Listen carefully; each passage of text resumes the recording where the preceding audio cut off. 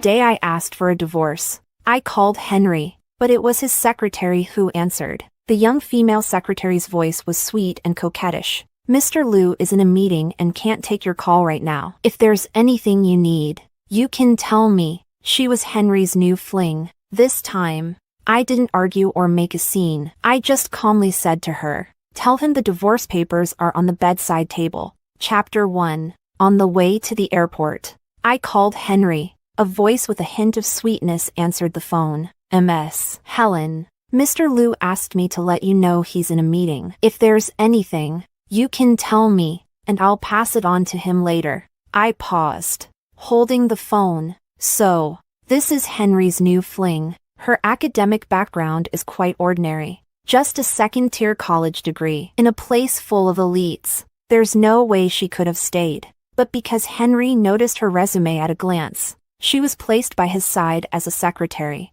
Over the past year, Henry and I have argued countless times because of her. I even went straight to the HR department to have her fired. But Henry protected her very well. A year has passed, and she's still his secretary, flying around the country with Henry. Until now, I finally grew tired of it. This endless tug-of-war, I now realize, has no meaning at all. I couldn't be bothered with the poorly concealed provocation in her tone. I just felt utterly exhausted and said calmly, "Please tell him that the divorce papers are on the bedside table. He can sign them when he gets back." What? Before she could finish, I hung up the phone. In the past, when we fought fiercely, I always thought that if we really divorced, I would make a huge scene, smashing everything in the house. If I couldn't be happy, I wouldn't let him be happy either. But now that it's come to this, I feel unexpectedly calm. I didn't take anything with me. Everything in the house that I once shared with Henry disgusts me. The only thing I took with me was myself. Chapter 2. Just before boarding, Henry sent me a message. I saw the divorce papers. "What's wrong with you this time?" Even through the screen, I could imagine the impatient expression on his face. I didn't reply. I just switched my phone to airplane mode. The truth is, we both knew the reason. Ever since Clara became his secretary, Henry started coming home later and later. There weren't any women's hairs on him, nor any perfume scent, but he began spending more time staring at his phone, occasionally even smiling, like a young man who had just fallen in love. I hinted at it several times, but Henry just brushed it off with a calm response. "There's nothing between us. You're overthinking it. We fought countless times because of Clara." I asked him to transfer her, but Henry said I was being unreasonable. I cried. I made a scene. I begged. I even became hysterical. Like a shrew, I sat among the mess, threatening him with a shard of broken porcelain. But he just coldly said, "Helen, do you realize how ugly you look right now?" I couldn't help but smile bitterly. Yes, it was ugly. At that time, I was like someone possessed. I loved him too much, or perhaps I had invested too much in him. Just the thought of losing him tore me apart. To put it bluntly, I was unwilling to let go. I had been with him for 10 years, stood by him from when he was a poor nobody to where he is now. Someone everyone has to call President Liu. How could someone he's known for just a year take him away from me? I started dressing up more, paying more attention to the dishes I cooked, trying hard to be more gentle. I fought a one-sided battle with a woman I didn't even know, thinking I could win Henry back this way. But last night, when I went to pick up a drunken Henry, I saw him sitting by the roadside with a young girl, dressed in a well-tailored dark suit, his long legs naturally crossed, his sharp jawline softened by the dim streetlight. The face that was too pretty in his youth had matured over the years, becoming more composed, like fine wine growing richer with time. I suddenly remembered when we first got together. We used to sit by the roadside like that. I brought him a new dish I had made, and after taking a bite, he fell silent. I thought it tasted bad and felt a little nervous. "What's wrong?" Henry looked up and suddenly smiled at me. I was just thinking, what did I do to deserve such a good wife? I blushed. On that cold winter street, he wrapped me in his coat, his breath forming white puffs as he spoke. "When I get rich someday, I'll open a big restaurant for you with your name on it. Then everyone in the world will know how amazing my wife is and how delicious her cooking is."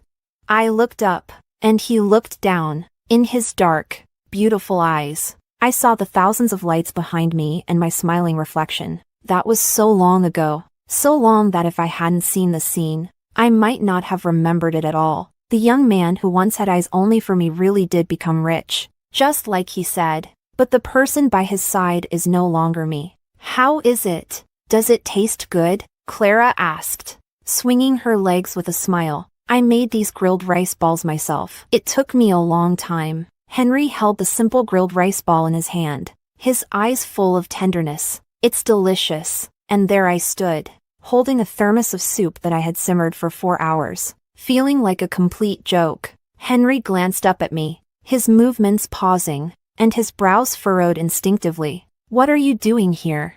Clara looked me up and down, pretending not to be obvious, then waved at me. Are you Mrs. Helen? She came closer with a grin. I didn't expect you to be so beautiful. Henry never mentioned it at the office. He had a few drinks with some developers today. Oh, is this the late-night snack you prepared? She took the lunchbox from my hand and opened it. The fragrant smell of steaming fish soup wafted out, tinged with a hint of pepper's spiciness. She took a deep breath. It smells amazing. Mrs. Helen, you're a great cook. Then she glanced at me, her lips curling into a smirk. It's just a pity that Henry already ate. I brought grilled rice balls from home. A girl in her early 20s. Her provocations were so straightforward, with a kind of fearlessness that comes with youth. Or perhaps it was Henry's favoritism that gave her the courage to be so blunt. I looked at Henry. You ignore the good food at home to eat trash outside. Huh? Henry's face darkened. Clara didn't get angry, just smiled with pursed lips. Actually, it's not about what you eat, but who you eat with. When you eat with someone you love, even simple food tastes like a feast. But with someone you're tired of, even a full banquet tastes like sawdust. Mrs. Helen, don't you agree?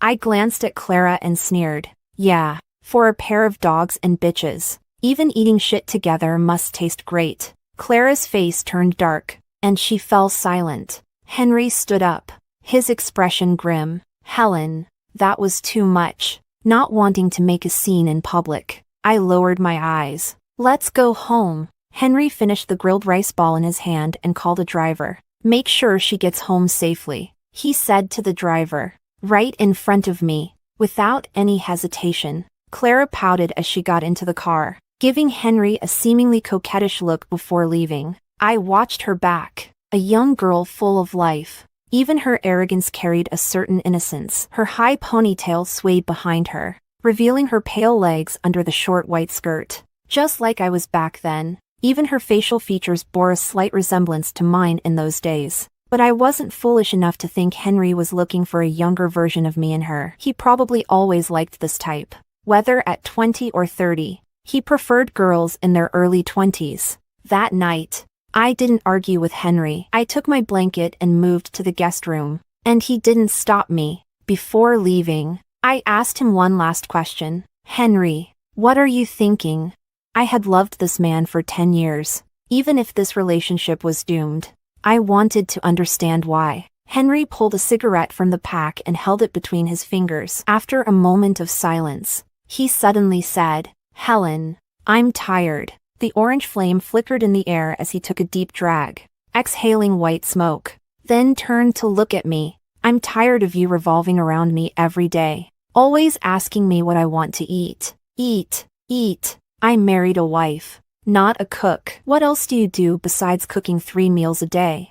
I stared at him for a moment, watching as the white smoke blurred his face. The boy who once held me and said his dream was to eat my cooking for the rest of his life had faded away with the smoke. In that moment, I finally realized. The young man I loved had long been ground down and disappeared in the sands of time. The man standing in front of me was no longer the lover I remembered. I didn't say another word and turned to leave. Chapter 3. The next day, Henry went to work as usual. Regarding what happened yesterday, he didn't explain a single word to me. Perhaps he didn't think it was necessary. From his perspective, I might still swallow my anger and act as if nothing had happened. But I poured that bowl of fish soup, which no one had drunk and had already cooled and become fishy, into the toilet. and directly went out to file for divorce. Marriage is actually no different from cooking. I suddenly realized, if I can't eat this dish anymore, then I won't eat it. While sitting on the plane, I looked out the window. The magnificent skyscrapers gradually shrank until they were no longer visible, then were covered by thick clouds. I came to this city for Henry. He wanted to start a business in the big city, so I gave up my chef career and followed him here. I still remember when I left. The restaurant owner was extremely upset. You are the most promising chef in these years. If you persist, you will definitely achieve great things. Why are you quitting? My family's culinary skills have been passed down for generations, and our ancestors received plaques bestowed by the emperor. I also wanted to carry forward the Koo family recipes, but at that time, my heart and eyes were all on Henry. My parents passed away early. I only learned half of the recipes before they died in a car accident. I was raised by my grandmother. After my grandmother passed away, I had no other relatives left in this world. Sometimes I wonder if it's because there were too few people in my life that I cherished Henry so much, and was willing to make endless compromises to keep him. He often skipped meals because of meetings, and I cooked for him 3 times a day at home. To accommodate his schedule, I gave up my own dreams and became a housewife. The former passion and dreams slowly drifted away from me, leaving only the mundane daily necessities. But I didn't mind, because I loved him. I naively thought that as long as we loved each other, everything would be fine. Looking back now, it was truly foolish. It turns out that he couldn't be kept, no matter how much I tried. Just like the lyrics say, sand that can't be held, it's better to let go. After not returning home for several years, my hometown had changed. The exterior walls of the old neighborhood had been repainted, and the neighbors had become new faces. Only the street in front of the door remained as lively as ever. In the evening, the air was filled with the aroma of barbecues and beer. I bought a bunch of ingredients, planning to cook a good meal to treat myself. Henry couldn't handle spicy food due to his stomach issues. Over the years, I had always accommodated his tastes and rarely ate the spicy dishes I liked. While sitting on the bus, I was contemplating how many dishes to make tonight when someone suddenly leaned onto me. Startled, I looked up and saw a young boy wearing a black hoodie, his head down so I couldn't see his face. His black hair was damp with cold sweat, sticking to his forehead as he leaned against me. A faint scent of tobacco mixed with lemon lingered around my nose in the stuffy bus compartment. Sorry. He opened his mouth and weakly said, "Low blood sugar. Do you have any sugar?" I hurriedly tore open the packet of white sugar I had bought for cooking at the supermarket. "Is this okay?" He looked at the sugar in my palm and smiled helplessly. "Sure." He slightly bowed his head. The slightly cool lips touched my palm, and I blushed, quickly standing up to help him sit down. "Here, sit down." The boy grabbed the bag of sugar and took a few bites before looking up. Under his slightly tousled bangs were a pair of dark, soulful eyes. After the faint weakness and paleness were subdued, the slightly raised corners of his eyes and eyebrows carried a hint of roguishness. "Thank you." Only then did I realize he was a very good-looking young man, probably only in his early 20s. His nose was narrow and straight. His single eyelids were thin, with a slight pink tint. However, his eyelashes were too long and dark, drawing sharp, knife-like lines at the corners of his eyes. That slight beauty also made him handsome. "You're welcome." I couldn't help but look at him a bit more. I didn't pay much attention to this little episode until I got home and started cooking. I realized I was out of sugar and had to go buy more. Reluctantly, I took off my apron and went downstairs. But as soon as I opened the door, I froze. In front of the neighbor's door, the same boy I had met on the bus was inserting a key into the keyhole. Upon seeing me, his eyes lit up. "It's you, so you're the new neighbor, huh?" I nodded. What a coincidence. After thinking for a moment, I greeted him again. "Are you feeling better?" He smiled. "Nothing serious. Just been busy all day and forgot to eat." I didn't want to say anything, but seeing his young age, I couldn't help but advise him. "When you're young, you should eat well, or your stomach will develop problems." He looked like a rebellious youth but nodded obediently. "All right." What a nice smell. "It smells wonderful." "Are you cooking?" "Yes, but now I need to go buy more sugar." I watched him sniff around like a puppy, Smells really good. What are you cooking? I politely said. Tofu and fish head soup, and a few home-style dishes. Want to try? Actually, I was just being polite, but I didn't expect his eyes to instantly curve up. May I? Yes. Then I'll go buy more sugar. He took the shopping bag from my hand and left on his own, one hand in his pocket and the other waving at me. Watch the fire. I'll be right back. Just like that. I don't know how it happened, but on the first day back, I ended up eating dinner with the neighbor boy. He ate without lifting his head.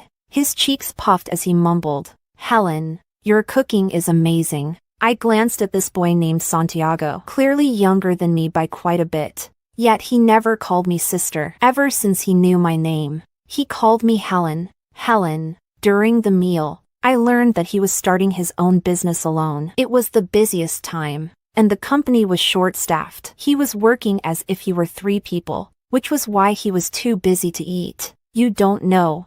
I've been eating instant noodles for a week. It's been a long time since I had such a good meal. I looked at the black Richard Mille on his wrist. If I'm not mistaken, Henry also has one like that in his collection. It's so expensive that it could buy a car worth over 100,000. And now it's even pricier. Almost impossible to buy even with money. A wealthy young master holding a car on his wrist gazed at me with his dark eyes unblinking. Can I have another bowl of rice?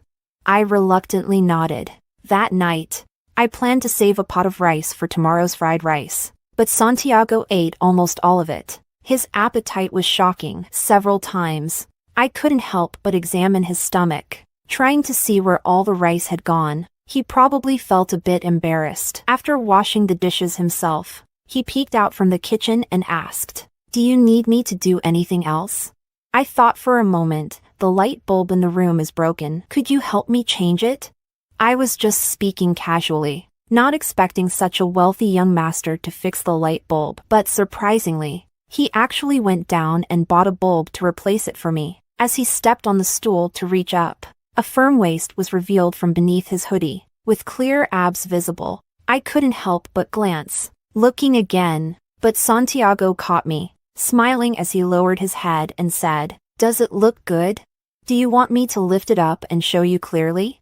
He pretended to lift his hoodie. I was startled and took a step back, frantically waving my hands. No, no, no. Even until he left, the image of those abs lingered in my mind. That night, I originally thought I would be sleepless, especially since I had just decided to get a divorce. But perhaps because Santiago suddenly disrupted my thoughts, I didn't think much about Henry. I had a good night's sleep. Chapter 4. In the days that followed, I walked around the neighborhood and checked out a few storefronts. I decided to pick up my culinary skills again and continue pursuing the dream I had left unfinished. I would start by opening a small restaurant. As the night slowly darkened the sky, I was sitting on the sofa, studying recipes when my phone suddenly rang. When I picked it up, I saw it was Henry. It had been 3 days since I told him I wanted a divorce, and this was the first time he had called. "Why haven't you come back yet?" His tone was as impatient as ever, as if I were the one being unreasonable. I calmly replied, "Henry, I'm not coming back. Are you really going to divorce?" He sneered. "Helen, how long are you going to keep up this act?" I didn't want to argue with him anymore. Just sign the divorce papers and send them to me. If there's anything you're unhappy with, we can discuss it. Henry was silent for a moment. Then his tone grew colder. "Suit yourself," he said coldly, then hung up. This didn't affect my mood much because Santiago had come over for dinner again. Lately, it was as if he had installed surveillance in my house. Every time I started cooking, the doorbell would ring. He never came empty-handed either. He always brought something, and it was always something expensive. Freshly in-season durians, exquisite tableware, tea cakes that looked aged. If I refused, he would insist, saying he couldn't finish or use them alone. And if he gave them to me, he could keep coming over to mooch off my meals. He also helped out in the kitchen and was surprisingly handy. After a while, I couldn't bring myself to turn him away. And somehow, I found myself accepting him as my regular dinner companion. There was a dish in the old recipe book that called for a whole duck. and I wanted to try it out. The supermarket was having an evening sale, and with nothing better to do, I went out to take a look. But I didn't know whether it was because the old neighborhood had poor security or because I was just unlucky. On the way home, I suddenly felt like someone was following me. I turned around, and under the dim streetlight in the alley, a man was slowly walking not far behind me. Something wasn't right. I seemed to have seen this man when I left the supermarket. Cold sweat broke out all over me, and I wasn't sure if I was overthinking it. But I quickened my pace, trying to shake him off. But he kept following me, and as I bent down to go upstairs, he entered the stairwell too. I was terrified and used every bit of speed I had to rush into my apartment and lock the door behind me. Looking out through the peephole, I didn't see the man. I breathed a sigh of relief, thinking it was over. But unexpectedly, when I got up in the middle of the night, I found that the power had gone out, and maybe it was just my imagination. But outside, there seemed to be rustling sounds. Gathering my courage, I peeked through the peephole, but it was pitch black outside, and I couldn't see anything. But for some reason, a thought suddenly popped into my head. There's someone outside. I quickly stepped back, feeling as if I'd been frozen from head to toe. Shivering with cold, I didn't care if I was overthinking it or not. I immediately called the police. The police station was a bit far from my house, and the officer on the line said it would take about 20 minutes to arrive, advising me to stay safe. The noise outside was getting louder, and I was so scared that tears started to well up in my eyes. Instinctively, I opened my phone and dialed Henry's number. He answered quickly. "Hello?" Leaning against the locked bedroom door, I whispered tearfully, "Henry," but before I could finish, he interrupted me, his tone mocking. "Regret it? Helen, weren't you so tough before?" My whole body was trembling, and I couldn't care less about his attitude. "Henry, someone's trying to break into my door. I'm so scared." "Could you?" But what could he do?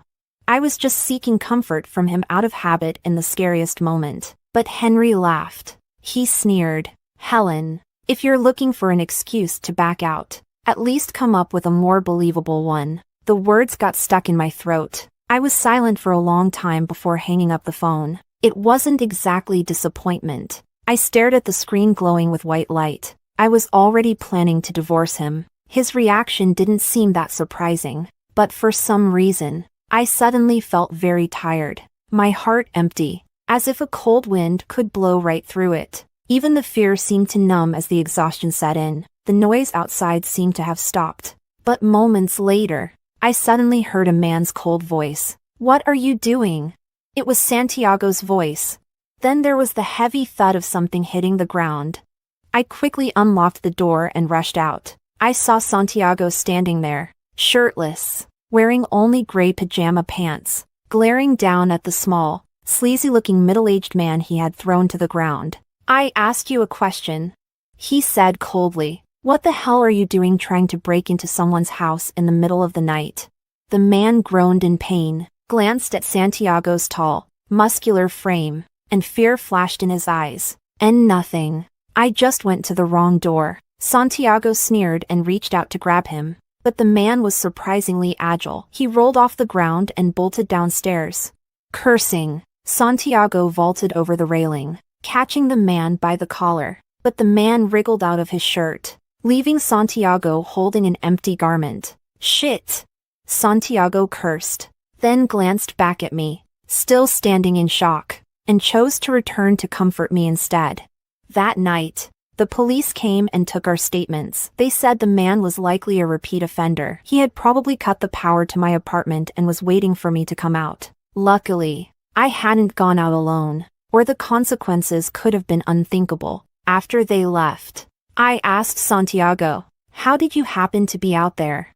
"I was just working out." He was still annoyed about not catching the guy. "I heard something outside, so I came out to check." "Thank you. If it weren't for you, I really don't know what would have happened." I thanked Santiago, my face pale, and after looking at me for a moment, he suddenly reached out and hugged me. His presence completely enveloped me, his slightly hot body temperature transferring through the thin fabric of my nightgown. I should have pushed him away, but at that moment, His embrace genuinely soothed my nerves. We stood there in the dimly lit hallway, holding each other. His back was smooth and firm, radiating warmth. The scent of tobacco lingered in the thickening air, wrapping around me like a web. Something indescribable seemed to be brewing. My heart suddenly started racing for no reason, and feeling a bit awkward. I pushed him away. "Thank you. Wait for me," Santiago said, his expression unchanged. As he returned to his apartment, he came back with a pillow and a blanket. "He probably won't come back, but just in case, I'll sleep at your place tonight." He said it so naturally, and it made a certain amount of sense. I wanted to refuse, but the words stuck in my throat, and I hesitated. We had only just met, and it didn't seem right for a man and a woman to be alone together, right?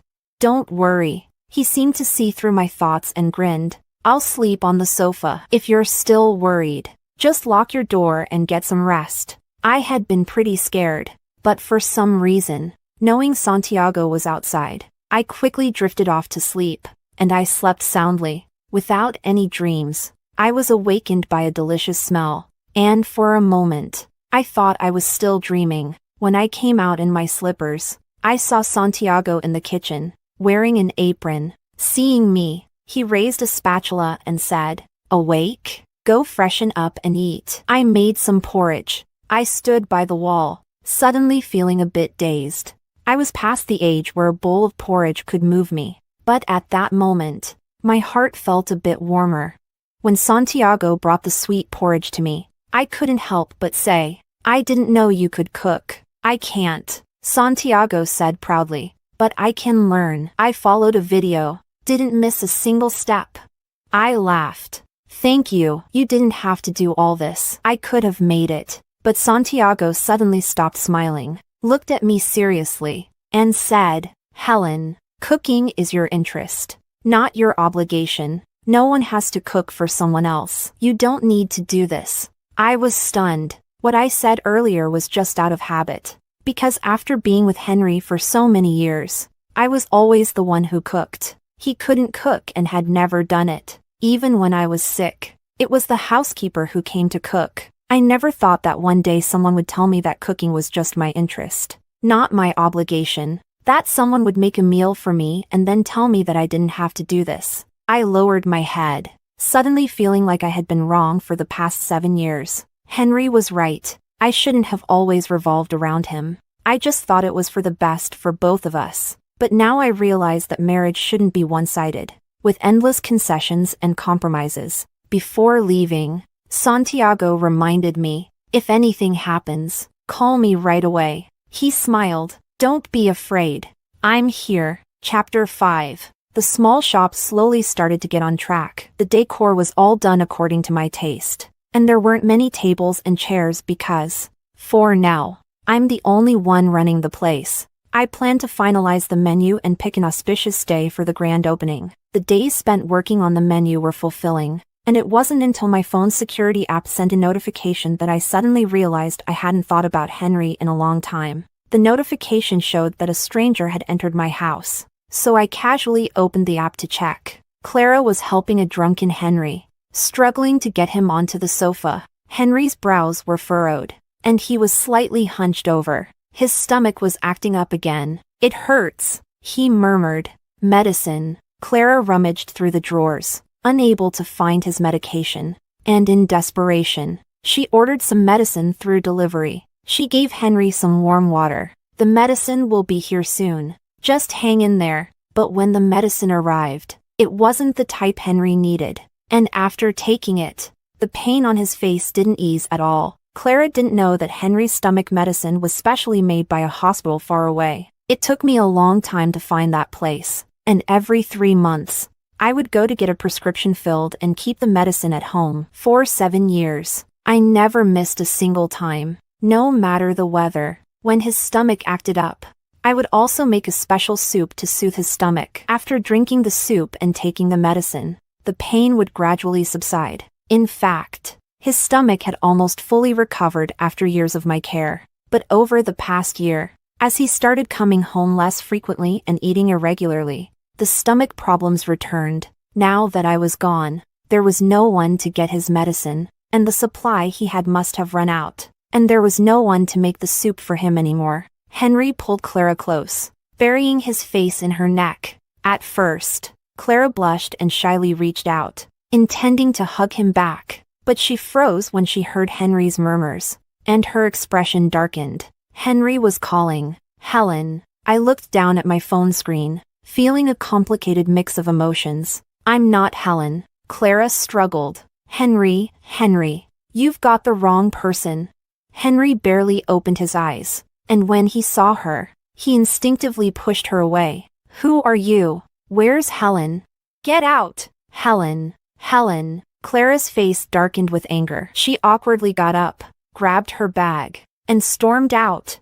I put down my phone and closed my eyes. In the early hours of the morning, the noise from a passing truck woke me up. I groggily opened my eyes, and when I picked up my phone to check the time, I noticed that Henry was still sitting in the living room. He looked like he had sobered up, just sitting there quietly in the dark living room, looking strangely lonely. After sitting for a while, he got up and searched the drawer for his stomach medicine. But, as expected, the medicine was all gone. The drawer was empty. He crouched there for a while, lost in thought. After a long time, he simply sat down on the floor and lit a cigarette. Smoking would only make his stomach pain worse, but he didn't seem to care anymore. I didn't feel particularly satisfied or vindicated. In fact, I was a bit disinterested. After watching for a while, I put my phone down. It wasn't until I woke up the next morning that I realized Henry was still sitting in the living room. The floor around him was littered with cigarette butts. He hadn't slept all night. Chapter 6. I was sitting in the living room watching a TV drama when Clara called. The summer rain was pouring down heavily, raindrops splashing against the glass and breaking into streams of water. A small cat was curled up next to me, purring softly. "Ms. Helen," she said, "we need to talk." I was eating the durian that Santiago had brought, and I couldn't help but frown. What is there to talk about? If you've already decided to divorce him, what's the point of still hanging around him? Or are you just playing hard to get, planning to take him back? I don't know what you're talking about. I was about to hang up, but Clara's tone turned angry. "Stop pretending. If you weren't clinging to him, why would Henry suddenly start acting cold towards me these past few days? Let me tell you, this isn't going to work. Do you know what he said about you before? He said all you do is revolve around him all day, and he's sick of it. He said I remind him of his younger days and that being with me makes him happy." I couldn't help but laugh. "Oh, if he likes you so much, why don't you go find him? Where is he?" Suddenly, there was a knock at the door. I thought it was the milk tea I had ordered and went to answer it in my slippers. Clara didn't respond for a moment, then finally gritted her teeth and said, "He went to find you. Are you satisfied now?" "Helen, even if you take him back, it's useless. He'll get tired of you again soon enough. If he cheated once, he'll do it twice, 3 times. It's only a matter of time before he realizes who he really loves." The audacity of her words was truly eye-opening, but I didn't think Henry would actually come to find me. We'd been apart for so long, and he hadn't contacted me. I didn't want to continue arguing with Clara, so I spat out a few words. "Stop talking nonsense. If you're not disgusted by your own words, I certainly am." Then I hung up, but when I opened the door, I was stunned. Henry stood there, completely soaked, his lips pale and his eyes fixed on me. He looked utterly miserable. "He actually came. What are you doing here?" I asked, confused. "I told you to just mail the divorce papers to me. Did you really have to deliver them in person?" Henry looked at me for a long time before suddenly saying, "Helen, come back." I suddenly found it absurd. After a year of arguments, 6 months of silent treatment, and 2 months of divorce wrangling, he suddenly showed up at my door, asking me to come back. "You must be out of your mind." I didn't want to say more and started to close the door. At that moment, my neighbor, an older woman, came down the stairs. Oh dear. It started raining out of nowhere, and my electric scooter is still outside. She spotted Henry immediately, her expression turning cautious. "Helen, who's this man? Oh, by the way, The guy who was following you and trying to break into your door got caught by the police. I heard he's been detained. She stared at Henry, a warning in her voice. I felt a warmth in my heart. This is an old friend. Thanks, Aunt Wong. Oh, that's good. Aunt Wong turned to leave but then noticed Henry's face. Her suspicion vanished, and her eyes lit up. Oh my, Helen, your friend is so handsome. Does he have a girlfriend? My niece. He's already married. Oh, Aunt Wong clicked her tongue, regretfully casting another glance at Henry before heading downstairs. What a shame. Henry pressed against the door, looking a bit shocked. Was it true, what you said? Someone really tried to break into your place? I looked up at him coldly. What do you think? I thought you were. His expression was complicated. I'm sorry. Save it. I smirked. If I had relied on you, I'd probably be dead by now. Keep your worthless apology, Helen. Henry suddenly grabbed my hand, water dripping from his black hair. He pursed his lips. I'm serious. I went too far before. We've come so far. There's no need to make things ugly. If you come back, I'll transfer Clara to another branch, so you won't have to see her again. How about that? I looked at the man I had loved since I was a teenager, feeling a bit dazed. Henry's offer was to keep up appearances, for me to go back to revolving around him as I used to. He expected me to ignore his wandering, his infidelity, and pretend none of it had happened. But how could I? How could you love someone and tolerate their betrayal? Yet he said it so casually, as if he was certain I would continue to endure for him. Because he knew I loved him. He was using my love as a weapon to hold me hostage. Never had I been so acutely aware that the pure, passionate love I once felt had been twisted, warped, and turned foul over the years. Get lost. I tried to close the door, but he held it firmly. Helen. He seemed puzzled. You're just hung up on Clara, aren't you? What do you want? What else do you need from me? The difference in strength between men and women is significant, and he was about to push the door open easily, but then a voice came from behind me. Helen, who's this? I turned around to see Santiago, wrapped only in a towel, drying his wet hair with another. The muscles along his waist formed a perfect V-line. Henry froze. After a moment, he looked down at me, anger swelling in his eyes. Helen, who is he? Chapter 7. Just as I was about to say something, Santiago walked over, put his arm around me, and extended his hand with a grin. You must be Lena's ex-husband. Oh, I've heard so much about you. Nice to meet you.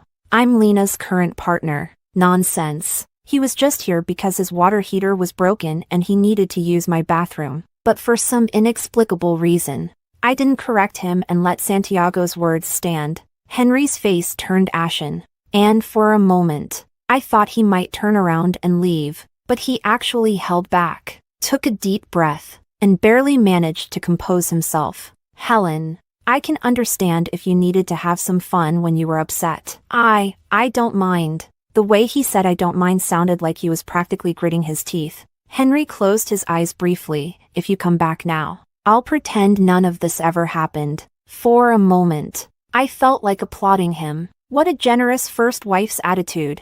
I sneered. Henry, are you saying that because you cheated too? We're even now, and we can just go back to sharing the same bed as if nothing happened?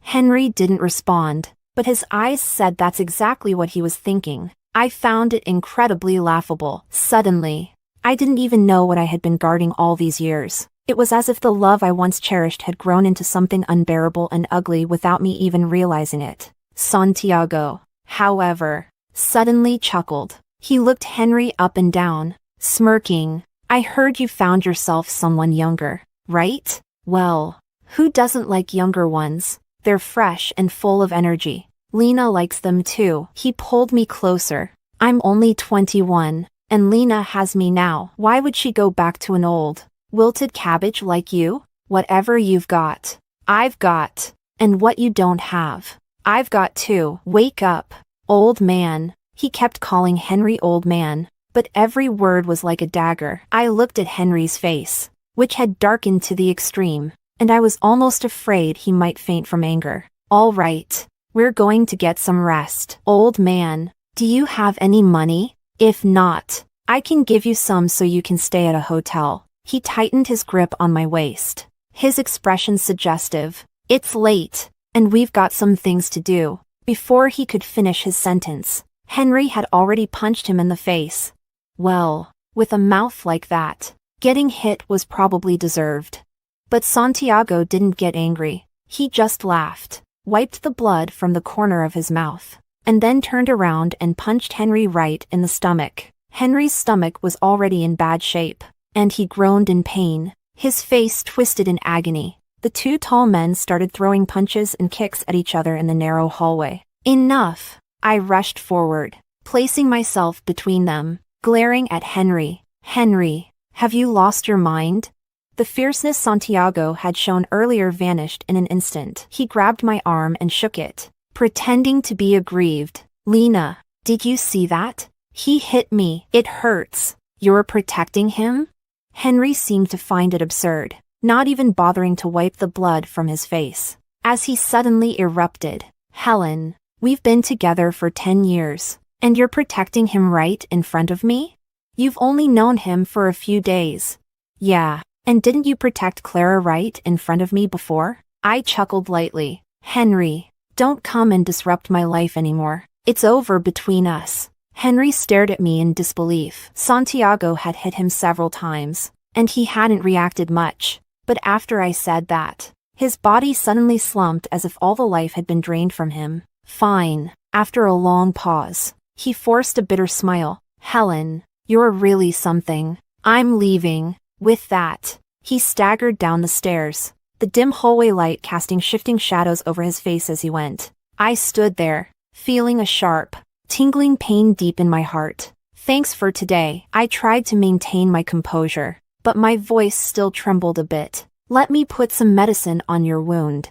I pulled Santiago into the living room, using a cotton ball soaked in iodine to disinfect the cut on his lip. He looked down at me, his handsome face now carrying a hint of toughness from the wound. We were very close, our breaths mingling, and I could smell the scent of my shower gel on him. Does it hurt? I asked. I meant what I said. Santiago suddenly spoke up. Helen, consider giving me a chance. I looked up, and his gaze was unfiltered in its intensity. I'm good-looking. I come from money, and I'm young and capable. Helen, I would never treat you like your ex-husband did. Give it a try with me. I couldn't help but laugh. This guy always speaks so bluntly, narcissistic like a rogue. What's so funny? Santiago looked a bit displeased.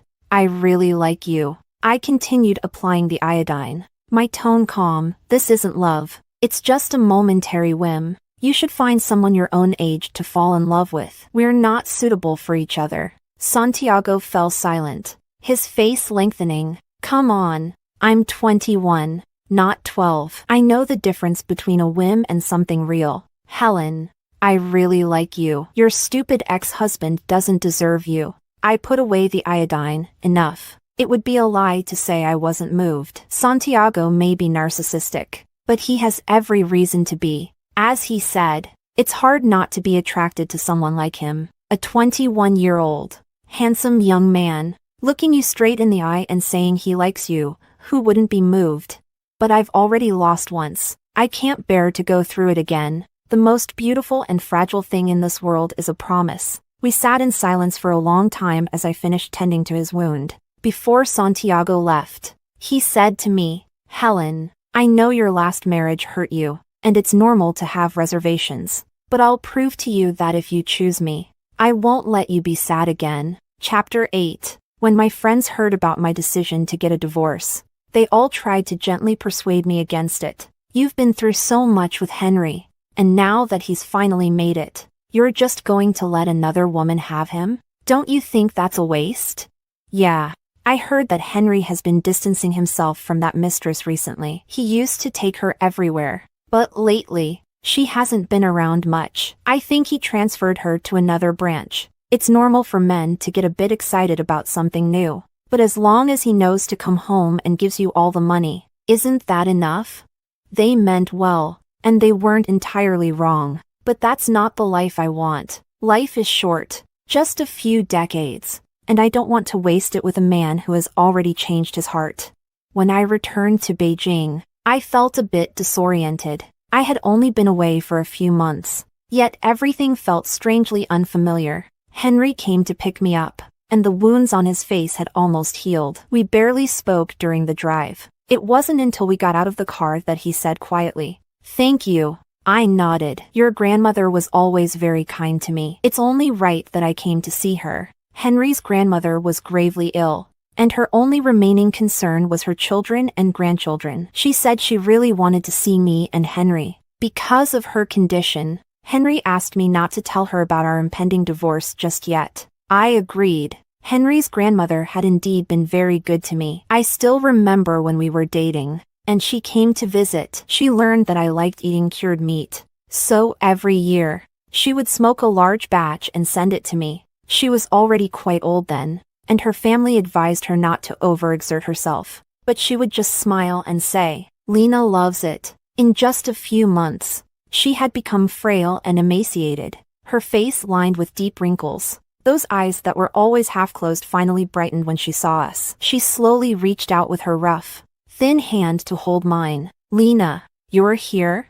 I felt a lump in my throat. "Grandma." I couldn't finish my sentence. Grandma just looked at us, a faint, weak smile tugging at her lips. "It's okay. Don't cry. Everyone has their day. Child, don't cry. I've had a good life. Seeing you two happy, that's all I needed. Now I can rest in peace." Henry squeezed my hand, his voice hoarse. "Grandma, we'll be fine." Grandma rested for a moment and then turned to Henry. "Child, Lena has been with you all these years. Now that you're successful, you must not let her down. True love." Her voice was raspy as she continued. "True love is the hardest thing to find in this life. Someone who truly cares for you. No amount of money can buy that." Henry's hand trembled almost imperceptibly. "Okay." After Grandma fell asleep, we left the room. Henry pulled out a cigarette by the window but hesitated and put it back. We stood there in silence until he spoke first. "Helen, I realize now where I went wrong. I thought I was tired of the same routine, the endless meals, but now I understand how much effort you put into all of this. While you were gone, I did a lot of thinking. I wasn't truly in love with Clara. It was just a fleeting attraction. I've already broken up with her. I promise I won't make that mistake again. Let's reconcile. Go back to how we were before. We can have a child, and the three of us can be a happy family." There was a strange hope in his eyes, as if he really believed in the happiness he was describing. But I just found it laughable. Have a child, and let them inherit the genes of a cheating scumbag? The smile froze on Henry's face. He sighed. "I know I've hurt you deeply, Helen. It's okay, though. You've waited for me before. This time, I'll wait for you. I'm not giving up." I was disgusted and was about to go back to see Grandma one last time before leaving. But then I heard the sharp sound of high heels approaching, followed by an angry voice. "Henry, you broke up with me just to get back with her?" I turned around to see Clara storming in. A vein throbbed on Henry's temple. "What are you doing here?" Clara's voice wavered with emotion. "Henry, were you planning to dump me after you were done? Let me tell you, that's not happening.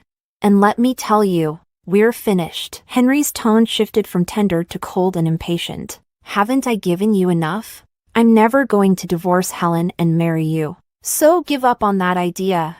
Clara stared at Henry, tears streaming down her face. "Henry, I'm pregnant." "Then get rid of it." Henry's expression didn't change. "I have a wife. I don't need an outsider giving birth to a bastard child." Clara staggered back in disbelief, tears flowing uncontrollably, as if she couldn't comprehend how someone she had been so close to could suddenly turn so cold. I watched coldly, not surprised in the least. Henry was fundamentally selfish. He didn't truly love me, nor did he love Clara. He only loved himself. If he could easily discard someone he had loved for 10 years, what chance did Clara, who had only been with him for less than a year, have?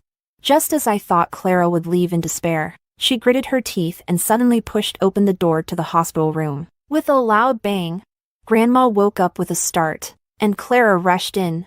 She threw herself beside Grandma's bed, pointing at me as she cried out, Grandma, Henry and she are already divorced. I'm your real granddaughter-in-law now. Henry wants to abandon me. Grandma, please help me. I'm already carrying his child. She pulled out an ultrasound from her bag and shoved it in front of Grandma's face. Look, Grandma, it might be a boy. This could be the Liu family's great-grandson. Grandma frowned deeply at Clara's shaking. She slowly lifted a trembling hand, pointing it at Henry as if she wanted to say something. Clara choked out. Grandma, please talk to Henry. This is his child. How can he be so cruel as to get rid of his own child? Grandma's face turned red with distress. I could tell something was wrong and stepped forward to pull Clara back. Clara, let go! Grandma's hand froze in midair. She stared at Henry, her face losing color inch by inch, turning ashen. Her hand suddenly dropped, lifeless. Everyone was stunned by the scene, and a moment later, I shouted, "Doctor! Doctor!" Grandma didn't make it. The doctor said she was already at the end of her life. With proper care, she might have held on for a few more days, but the sudden shock was too much, and she couldn't take it. Clara seemed just as shocked by what had happened. She stood in the corner, petrified. She probably thought the old lady valued bloodlines and wanted her to persuade Henry to stay with her. She timidly reached out to tug at Henry. Henry. Henry slowly turned, the air in the room seeming to freeze. His face was contorted with fury, more terrifying than I had ever seen. Slap. The sound of the slap echoed as Clara was sent flying half a meter away, crashing hard to the ground. Her lips split open, blood oozing out. She held her face, staring blankly at Henry. Henry's voice was cold as ice. Get out! Henry's father then stepped forward, eyes red with anger, and kicked Henry hard. This is all your fault. You had a good life, and you had to ruin it by messing around outside. And you brought all this drama to your grandmother's deathbed. You drove her to her grave.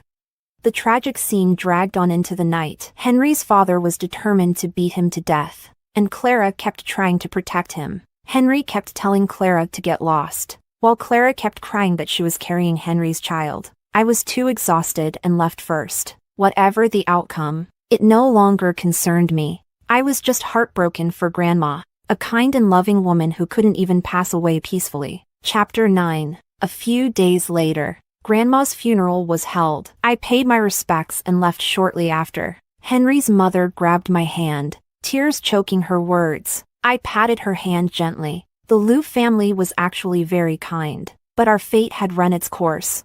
After returning home, I focused on preparing for the restaurant's opening. The space isn't big, but there's still a lot to prepare. Thankfully, Santiago has been helping me, which has saved me a lot of trouble. On the day of the first snowfall, while tidying up the house, I came across a metal box. When I opened it, I found it filled with letters Henry had written to me back in the day. Back then, we were just in high school and didn't have cell phones, so we communicated by writing letters every day. I paused for a moment and picked up one of the letters. Helen, let's walk to school together tomorrow. There's a girl who keeps bothering me, and I told her I have a girlfriend, but she doesn't believe me. It's so annoying.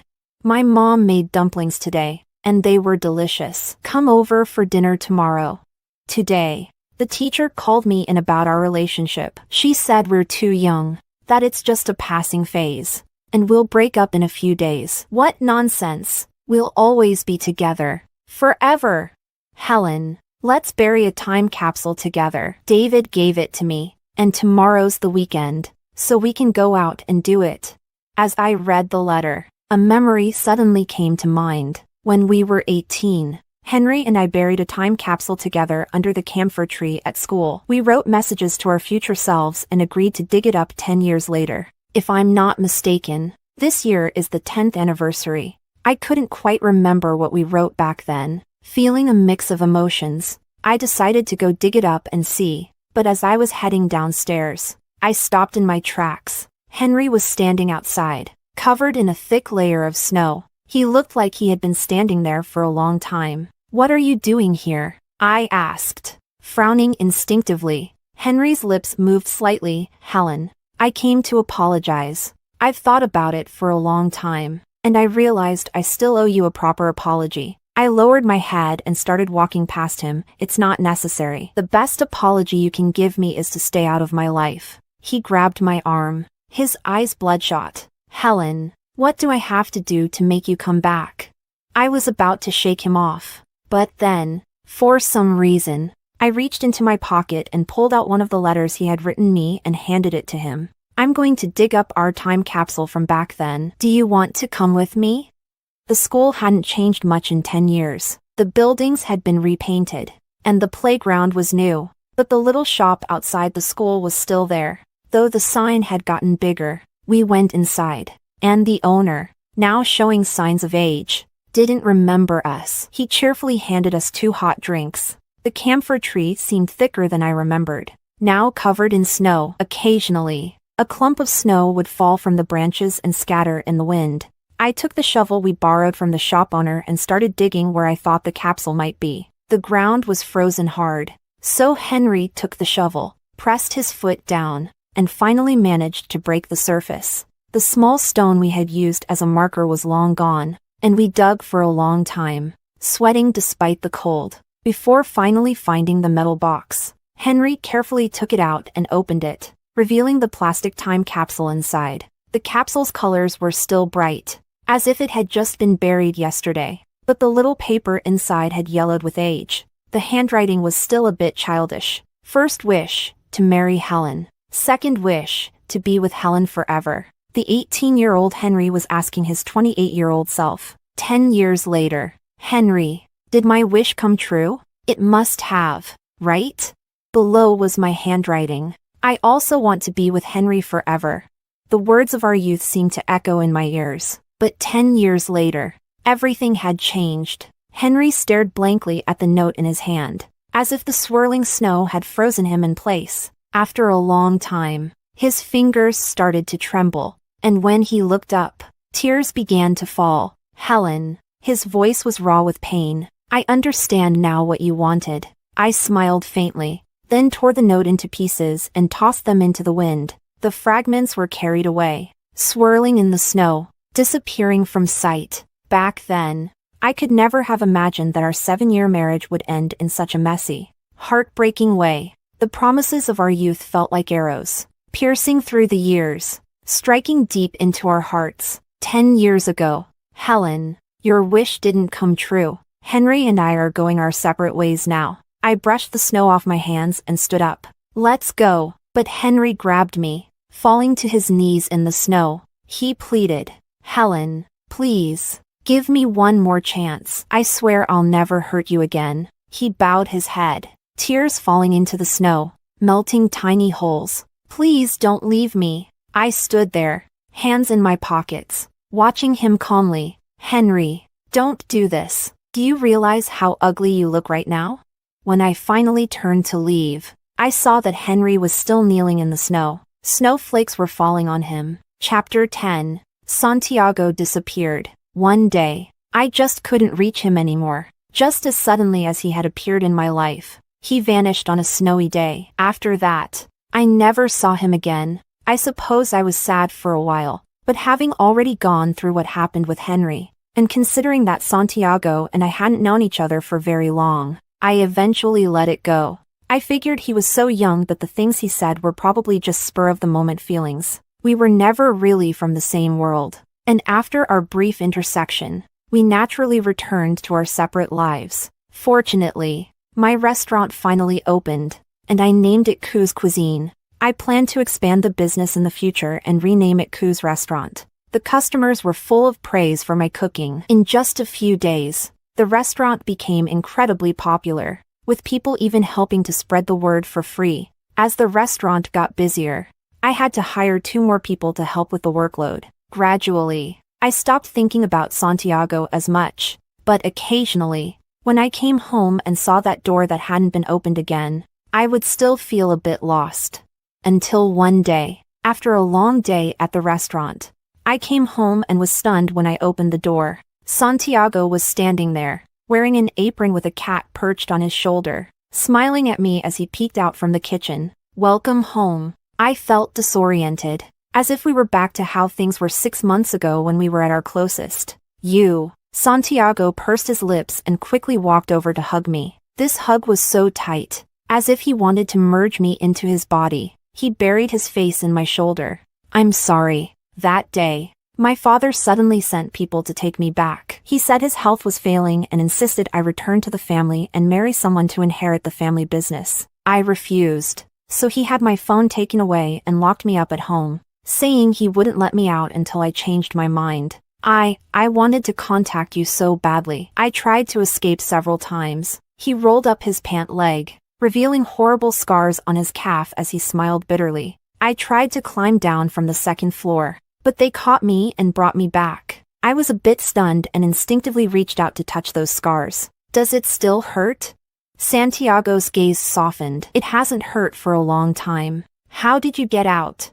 The game I was working on was almost finished, even after I was taken back. My team launched it as planned, and it became a huge hit. It made over 80 million yuan shortly after launch, and the revenue kept growing. I went on a hunger strike to protest, and my father eventually had to give in. He saw that I had my own career now, so he had no choice but to compromise. He said I could hire a professional manager to handle the family business from now on. He spoke lightly, but I could see that he had become thinner and his face looked worn out. It was clear that the struggle hadn't been as easy as he made it sound. Santiago held me tightly and murmured, "Helen, what should I do?"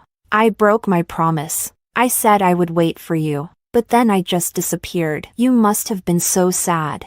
I didn't say anything, just patted his back gently. Snow began to fall outside again, and Santiago's voice caught in his throat. You have no idea how much I missed you. My father wanted me to marry someone I didn't even like. I was terrified that while I was gone, you would get back together with your ex-husband or that someone else would steal you away. I teased him. Yeah, my ex-husband has been begging to get back together. I've been considering it these past few days. Santiago didn't react, just stared at me with those sharp eyes. He had single eyelids, and when he looked down at someone, the corners of his eyes slanted up sharply, giving him a somewhat domineering look. For once, he didn't get angry. He just said calmly, "Come eat." I made beef stew with red wine, but when he took out the bottle of wine he used for the stew, I nearly spat out my food.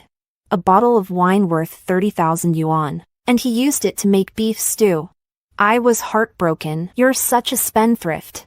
Santiago just shrugged and said nonchalantly, this kind of wine wouldn't even make it into my family's wine cellar, but there's still more than half a bottle left. So let's not waste it. Let's drink it. I didn't suspect anything. That night, we drank so much that I lost count. We had planned to finish the half bottle that was left, but somehow we ended up opening another bottle. By the end of it, I was crying and laughing, not even sure what I was saying, almost ending up under the table. Santiago held me up, letting me lean against him, responding to everything I said with a soft When I opened my eyes again, it was the middle of the night. My head was still a little fuzzy, and I hesitated about whether I should go to the bathroom. Santiago emerged from the bathroom, loosely wrapped in a towel, water dripping from his well-toned muscles. I was still groggy, my thoughts wandering. Hadn't he been locked up? How did he manage to keep in such good shape? But soon I realized something was wrong. Santiago stood by the window, looking down at me, and with one hand, he pulled off the towel. The moonlight cast shadows on his face, his sharp, handsome features taking on a sinister edge. Although his expression was neutral, I couldn't help but feel a shiver run down my spine. What are you doing? I propped myself up, instinctively shrinking back. Santiago smiled, revealing a set of gleaming white teeth. Chapter 11. My neck was bitten, sharp teeth pressing against my vein, making my whole body tremble uncontrollably. Santiago intertwined his fingers with mine, holding our hands together tightly. His movements were gentle and tender with his upper body, but below, he was relentless, advancing with determination. I opened my eyes in a daze, and Santiago leaned down to kiss away the moisture at the corners of my eyes. His actions were so forceful that it felt like he wanted to break me. Yet his voice was incredibly gentle. Who's better, me or your ex-husband? He asked. I couldn't find the words to answer. He laughed. The storm that followed nearly drained my mind dry. I had to cling to his arm, his firm muscles slightly damp, with a drop of sweat falling into the hollow of my neck. Am I better? Or is he better? He pushed harder, his voice even softer, as if he was really seeking my opinion. I bit down hard, feeling like my body was a small boat in a storm, tossed helplessly by the waves. Answer me. Santiago propped himself up, one hand gripping my chin. He smirked, still thinking about getting back with him? I couldn't take it anymore and broke down, crying out, "You're better. I won't get back with him." Good girl. He gently brushed aside my sweat-dampened bangs, like a satisfied master praising his prized possession. Can we take a break? I pleaded. I have to open the restaurant tomorrow. My customers are waiting for me. I can't. He didn't respond, just leaned down again. The moonlight fell on his back, highlighting the defined muscles. He was like a predator, endlessly enjoying his prey. Youth is terrifying. That was my last thought before I lost consciousness. Chapter 12. I didn't end up with Santiago. The next morning, when he asked for a commitment and didn't get it, the look in his eyes made me feel like he was ready to devour me alive. But I'm truly afraid of the promises made by young men. I'm scared that one day Santiago and I will end up like that too. And I can't bear to go through it again. We agreed on a 3-year period. If after 3 years he still loved me and chose me, then we would be together. Time passed slowly, and my restaurant became a well-known hotspot, bustling with customers every day. I eventually opened 2 more branches, expanding the business. I changed the name from Ku's Cuisine to Ku's Restaurant. I had thoroughly mastered the old recipes and began experimenting with new dishes, which were also well received. Everything seemed to be getting better, and the past began to fade like clouds dissipating in the sky. I rarely thought about it anymore, only occasionally hearing snippets about them from mutual acquaintances. The whole situation with Henry and Clara had been a huge scandal, and later I found out that Clara was never actually pregnant. She didn't want to break up with Henry, so she tried to use the idea of a child to trap him, planning to conceive for real after securing her position. But she hadn't anticipated that this lie would push Henry's grandmother to her death, completely severing her last connection with Henry. I heard that the Liu family sought revenge against her. She was swindled out of all her money, developed a gambling addiction, and eventually had to sell her body to pay off her debts. She drifted through low-end establishments, riddled with disease. No one knows where she is now or if she's even still alive. The next time I heard about Henry was when a friend called. She told me Henry had to undergo surgery because of a perforated stomach caused by excessive drinking. Since you left, he's been drinking heavily, and there were several times when he collapsed and was rushed to the hospital after vomiting blood. The doctor says this time it's so severe that they might have to remove part of his stomach. She sounded regretful. You were together for so many years. Can you really bear to see him like this? She sent me a video. Henry was lying in a hospital bed, looking much thinner, his eyelashes fluttering as he kept his eyes closed. The confident, arrogant man from before was gone, leaving only a shell of decay. I didn't say anything and hung up the phone. I thought about sending Henry a message but decided against it and put my phone down. This was his choice, his fate, and I didn't want to interfere or bear the burden anymore. Let it be. From a deep love in youth to mutual disdain. If we can end up not caring about each other, that's good enough. The summer nights by the sea were cool, and Santiago and I often went for walks along the beach after sunset. The moonlight was bright, and he kept splashing water onto my legs, never seeming to get tired of it. I reached out to grab him, but he caught my hand instead. A cool object slipped onto my finger. I looked down and saw a ring, the diamond shimmering faintly in the moonlight. I was stunned. Santiago knelt on one knee, looking up at me. The starlight gathered in his eyes, and I saw my reflection in them. I love you, Helen. My face flushed. Why so sudden? He said he loved me every day, so I had gotten used to it and didn't pay much attention. I didn't expect him to suddenly do this today. I mean it, he said seriously. Helen, 3 years have passed, and I still love you. I love you even more than I did before. I've made up my mind. Let's get married. I didn't say anything, just looked at him. He tilted his head. Helen? I smiled, pulling him up. and stood on my tiptoes. A cool kiss fell into the evening breeze.